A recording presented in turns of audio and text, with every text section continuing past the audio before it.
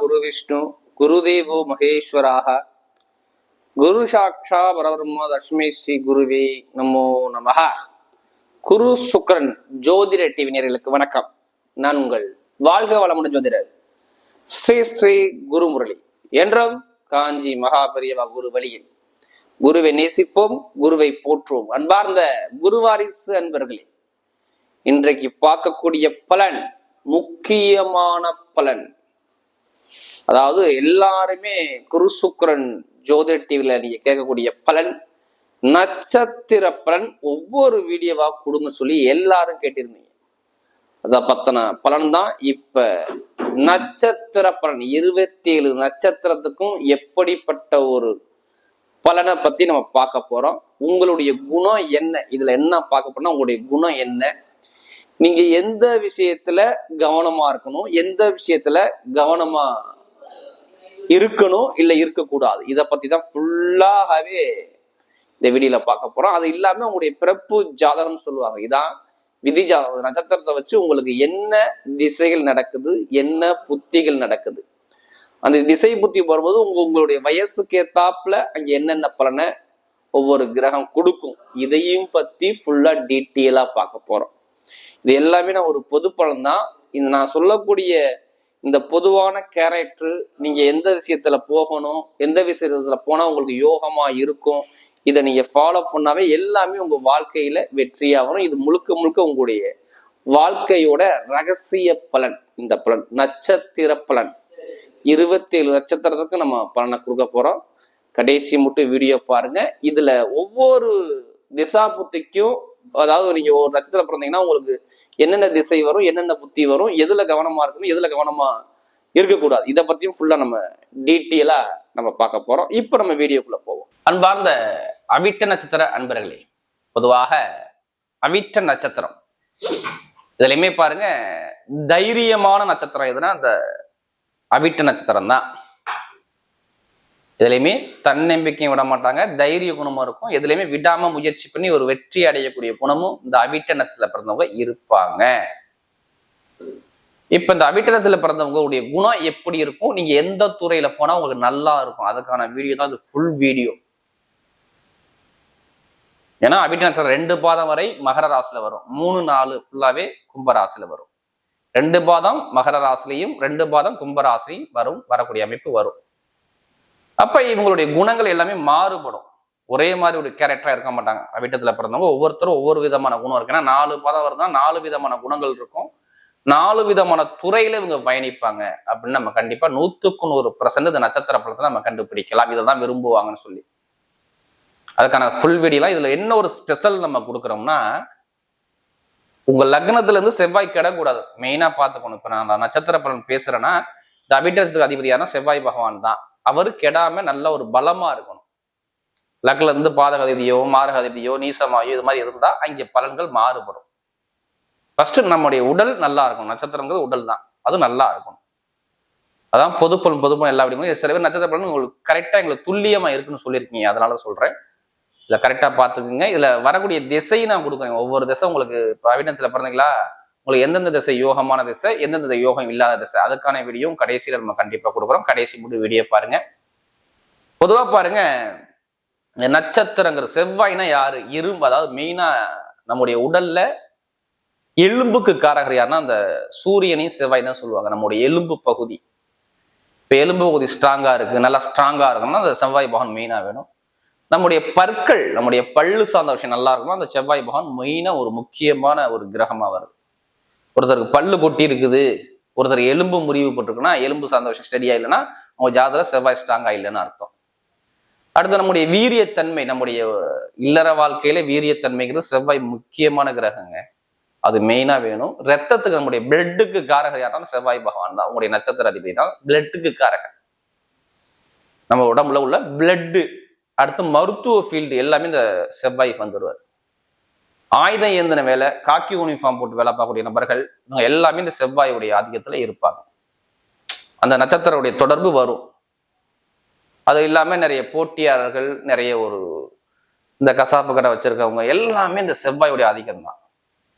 வண்டி வாகன பிசினஸ் பண்ணக்கூடிய நபர்கள், மண்மனை வாங்கி விற்கிறது பண்றது, ரியல் எஸ்டேட் பிசினஸ் பண்ணக்கூடிய நபர்கள், எல்லாமே இந்த செவ்வாய் பகவானுடைய ஆதிக்கம் இருந்தால் தான் பண்ண முடியும்.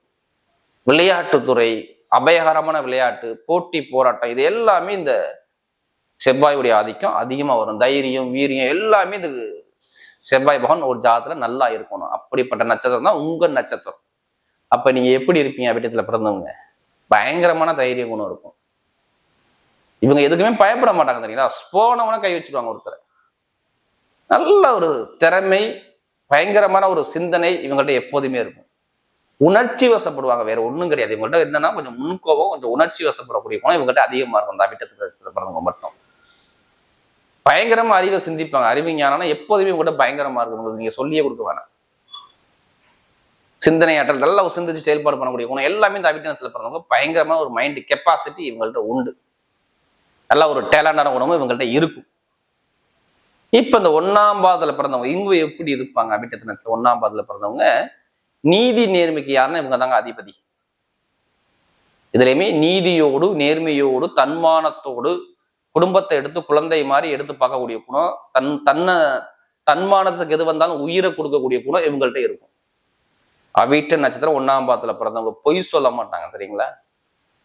நீதி, நேர்மை, கண்ணியம், கட்டுப்பாடு, பயங்கரமா ஒரு விஷயத்தை விடாம முயற்சி பண்றது, எல்லாத்துலயும் நல்ல ஒரு சிந்திச்சு செயல்பாடு பண்ணக்கூடிய குணம், குடும்பத்தை எடுத்து பார்க்கக்கூடிய குணம்.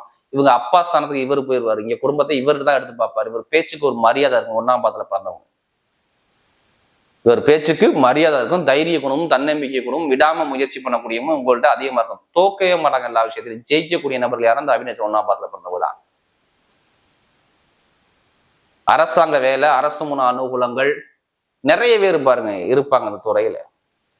வண்டி வாகன பிசினஸ் எல்லாமே பண்ணக்கூடிய நபராக இருப்பாங்க. 1ஆம் பாதத்துல பிறந்தவங்க இவங்களுடைய கேரக்டர் தனி கேரக்டர்.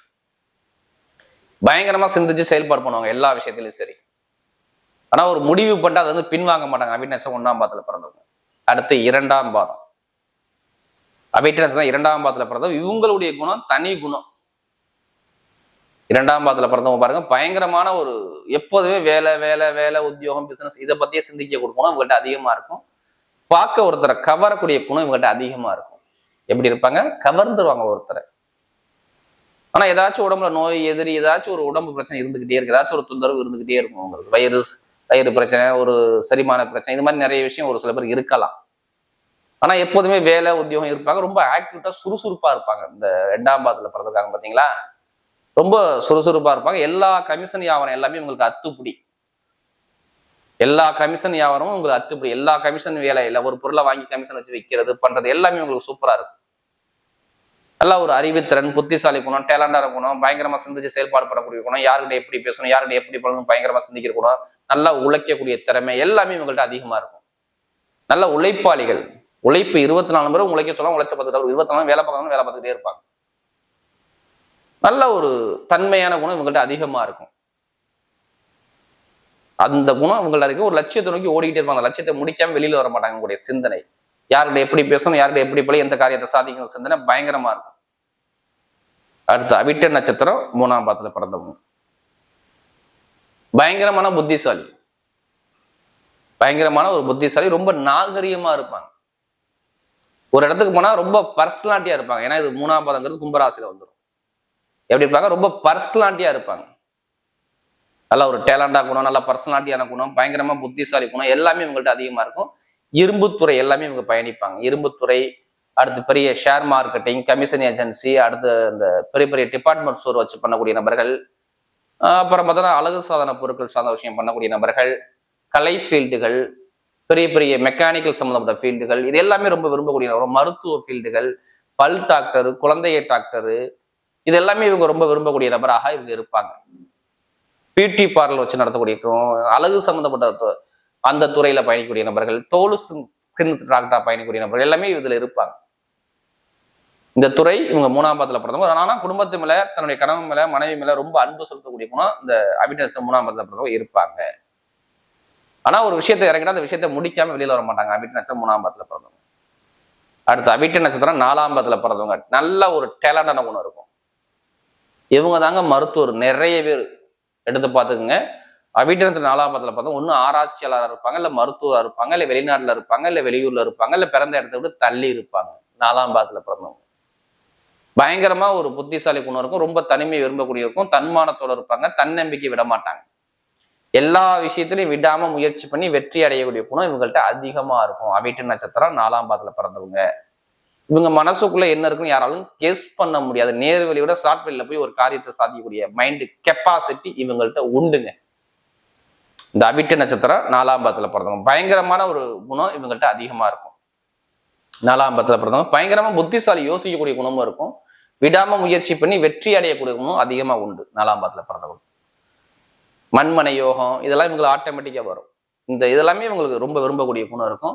மருத்துவர்கள், போட்டியாளர்கள், நிறைய ஒரு விஷயத்துல இறங்கி வேலை செய்யக்கூடிய நபர்கள் எல்லாமே இந்த அவிட்ட 4ஆம் பாதத்துல பிறந்தவங்க இருப்பாங்க. இதெல்லாம் இவங்களுடைய துறை. இவங்களுக்கு ஃபர்ஸ்ட் திசை என்ன வரும்னா ஃபர்ஸ்ட் செவ்வாய் தசை வரும் இவங்களுக்கு. இப்ப திசையை படுறதுக்குன்னா செவ்வாய் தசை 7 வருஷம் எடுத்துக்கங்க.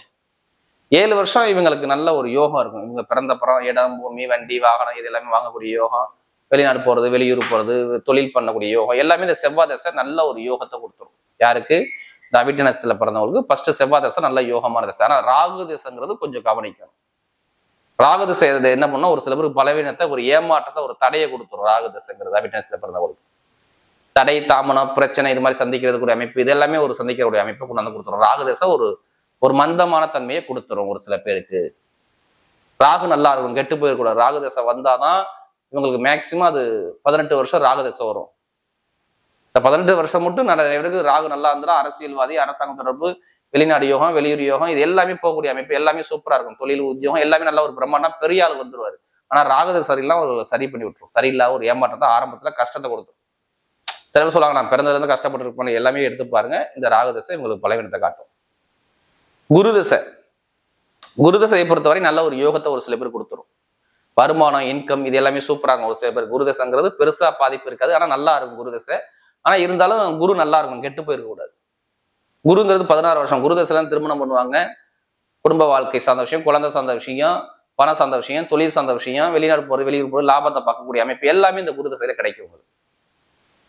சனி தசை நல்ல ஒரு மாற்றம், நல்ல ஒரு அனுகூலம் கொடுக்கும். சனி பகவான் கெடக்கூடாது. சனி கெட்டுட்டார்னா சுத்தர அவுட்டு. வருமானம், இன்கம் இதெல்லாமே நல்லா இருக்கும். சொந்தமா தொழில் பண்ணக்கூடிய தகுதி அப்ப வரும் உங்களுக்கு. சொந்த தொழில், சொந்த கால நிற்கக்கூடிய தகுதி, படிப்பு, கல்வி, இடமாற்றம், வேலை, உத்தியோகம் எல்லாமே நல்லா மாறக்கூடிய அமைப்பு எல்லாமே அமைச்சு கொடுத்துரும். அப்ப சனி தசை கொஞ்சம் கவனிக்கணும். சனி தசை சனி புத்தி வந்தா, ராகு தசை ராகு புத்தி இருந்தா கவனிக்கணும், குரு தசை குரு புத்தி இருந்தா கவனிக்கணும். மெயினா குரு பெருசா பாதிக்காது, குருவோட எடுத்துங்க. ஆனா சனி இந்த மெயினா ராகுங்கிறது உங்களுக்கு கவனம் தேவை. ராகு பிளஸ் இதுலதான் ரொம்ப கவனமாக இருக்கு. ராகுக்கு எது தசா புத்தி வந்தா ஒரு பலவீனத்தை காட்டும் இந்த அவிட்டத்துல பிறந்தவங்களுக்கு. மற்றபடி எல்லாமே நல்ல ஒரு மாற்றத்தை கொடுத்துரும். அதே மாதிரி பாருங்க, சூரிய தசை வந்தா நல்ல யோகமா இருக்கும். சூரிய தசை வந்தாலும் சரி, சூரிய புத்தி வந்தாலும் சரி, நல்ல ஒரு மாற்றத்தை உங்களுக்கு அதிகமா அள்ளி கொடுத்துரும். செவ்வாய் தசை எப்போதுமே பலவீனம் தான். செவ்வாய் தசை செவ்வாய் புத்திங்கிறது உங்களுக்கு பலவீனத்தை கொடுத்துரும். இதான் உங்களுடைய விதி. அடுத்த பகுதியில லக்ன பகுதியில கண்டிப்பா நம்ம சந்திப்போம். நன்றி.